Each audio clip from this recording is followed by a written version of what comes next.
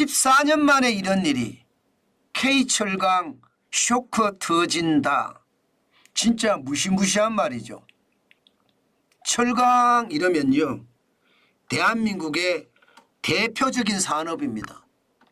그런데 그 대표적인 산업이 무너지고 있다. 저는 이렇게 해도 틀린 말이 아닌 것 같습니다. 왜 그러냐고요? 여러분 이거 한번 보세요. 조강 생산량 추이 말입니다. 조강이라는 게 샘물이거든요. 샘물 생산량 추이가 말입니다. 2024년 1월에서 4월까지 2122만 톤입니다. 2010년 이후 최저입니다. 진짜 나쁘죠. 1월에서 4월까지입니다. 그런데 1월에서 4월까지 생산량을 쭉 2019년부터 보면 야, 이거 충격적인 숫자가 됩니다. 2020년 보세요. 코로나 팬데믹 때입니다. 2202톤이에요. 예, 2202톤. 예, 죄송합니다. 2202만 톤이요. 그런데 지금 2122만 톤이잖아요.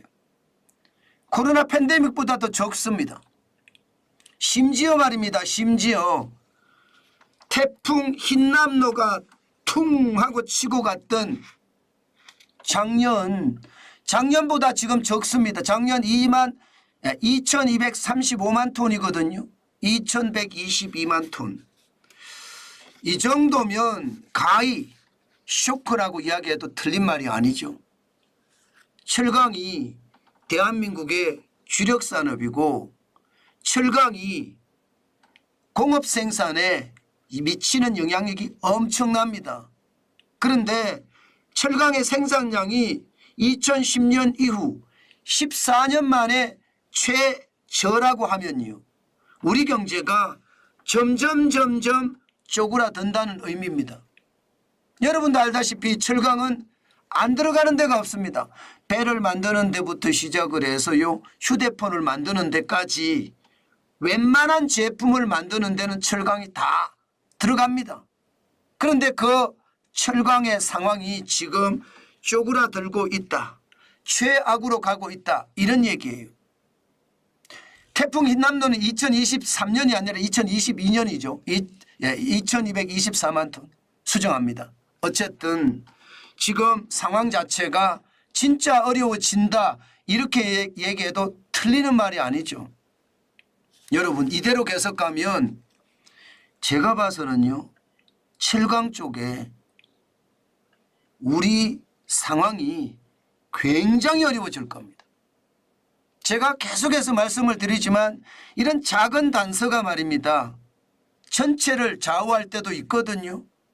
철강에서 조강 생산력이 이렇게 떨어진다는 것은요, 다른 산업에 영향도 엄청나게 미친다는 뜻입니다.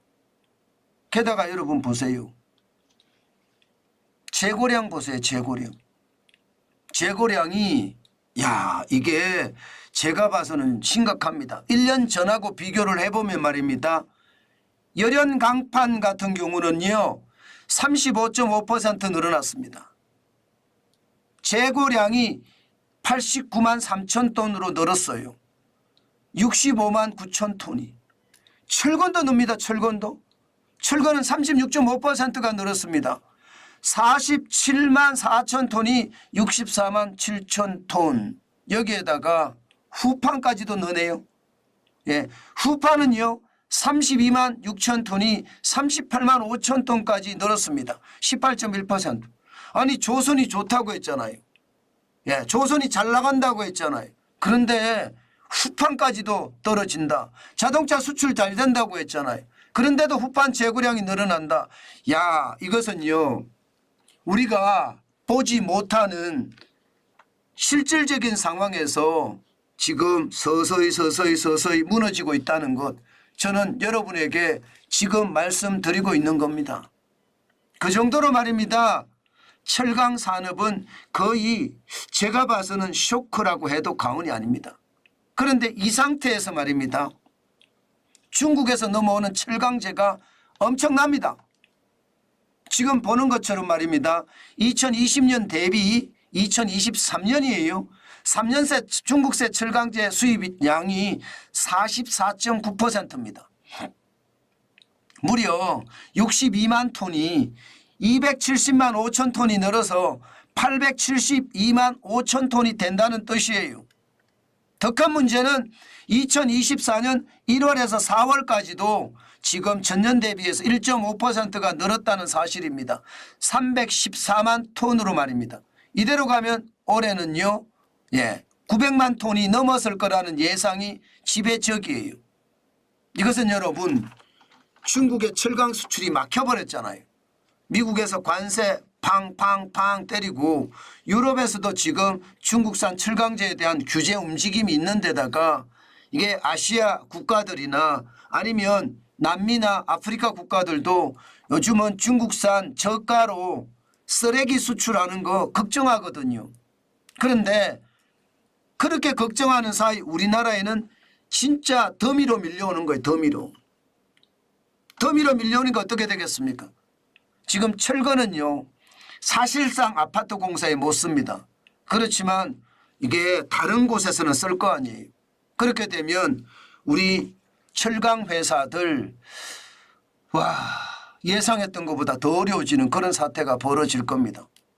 오죽했으면 여러분, 포항제철이 격주 4일제잖아요. 격주 4일제. 그런데 임원들은 나와라. 그냥 주 5일제 그냥 그대로 하자. 포항제철이 불러냈고요. 심지어 동국제강은요, 전기로 있잖아요. 전기로. 센 물을 이렇게 다루는 말입니다.